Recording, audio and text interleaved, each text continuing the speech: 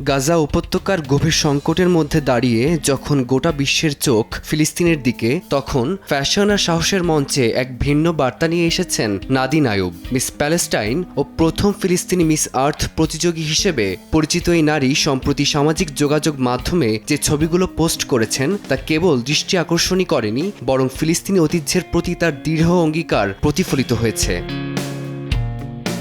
তার পরনে ছিল ঐতিহ্যবাহী সাতোয়া মুকুট এবং জলপাই গাছের মোটিফ খচিত গাউন, যা ফিলিস্তিনিদের কাছে চিরন্তন শান্তির প্রতীক। রামাল্লায় জন্ম নেওয়া এই প্রতিভাধর নারী শুধু সৌন্দর্য বা প্রতিযোগিতার মঞ্চেই সীমাবদ্ধ নন, তিনি একাধারে একজন স্বীকৃত ফিটনেস ও পুষ্টিবিদ। পাশাপাশি সাহিত্য ও মনোবিজ্ঞানেও রয়েছে তার পারদর্শিতা।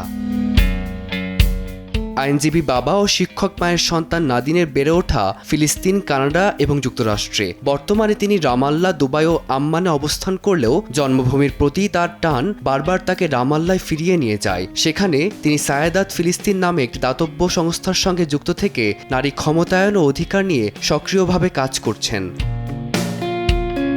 2022 সালে মিস আর্থ প্রতিযোগিতায় শীর্ষ 5-এ অবস্থানের পাশাপাশি মিস প্যালেস্টাইন নির্বাচিত হওয়ার পর এই বছর আবারও তিনি সেই মুকুট অর্জন করেছেন এবং মিস ইউনিভার্সের চূড়ান্ত আসরে অংশ নিয়েছেন। তবে গাজার এই কঠিন সময়ে ফিলিস্তিনের মানুষের কণ্ঠ হয়ে বহির্বিশ্বের কাছে তাদের প্রতিনিধিত্ব করাই তার মূল লক্ষ্য।